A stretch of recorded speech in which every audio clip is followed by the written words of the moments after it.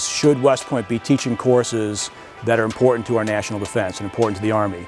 So then you ask really the question, is aeronautical or aerospace engineering one of those topics? After World War I, Superintendent MacArthur wanted this type of instruction because it was important to our defense. So the third question really then is, are these hands-on experiences that our students and our cadets get important in STEM and engineering topics and really being able to understand the theory? And so if you can answer yes to all of those questions, this is really why this Flight Lab experience has been so important since 1970 in helping to teach these courses that we've really been teaching for over 100 years now. In such an equation-heavy class, it's really a great experience to be able to come out here and learn about the airplane, to get hands-on, be able to touch a prop, to be able to touch an airfoil and say, this is what this does, but then also be able to control that in flight gives a great understanding of how the equations that we do in class and in such like a calculation-heavy class apply to the actual concept. Coming out here and getting to sit in the cockpit, steer a little bit, and then see the flaps move as we're in the air, just really ties it all together in a way that sitting in the classroom can't really do. I didn't know a whole lot about planes before I took this class, and so that's why I wanted to take it. And so being able to come out here was kind of uncomfortable at first just because I didn't really know what was going on.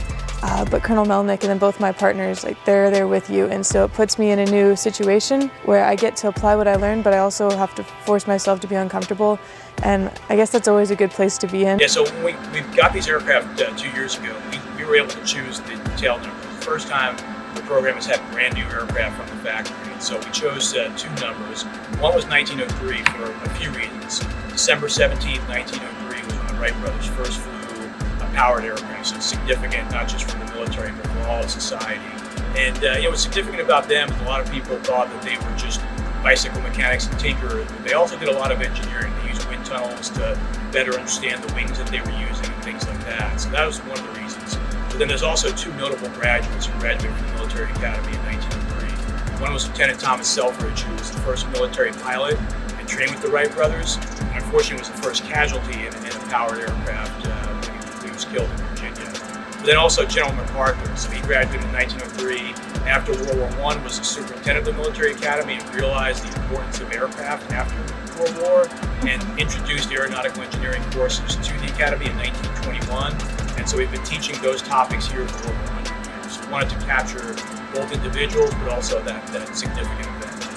And then in 1970, we had aircraft that were here at West Point for basic familiarization for pilots, and the Academy was going to get rid of them in 1970 because we were transitioning a little bit more from fixed-wing pilots to helicopter pilots, and the Department of Mechanics, which was a precursor to civil and mechanical engineering, decided to keep them and then started using them for flight laboratories.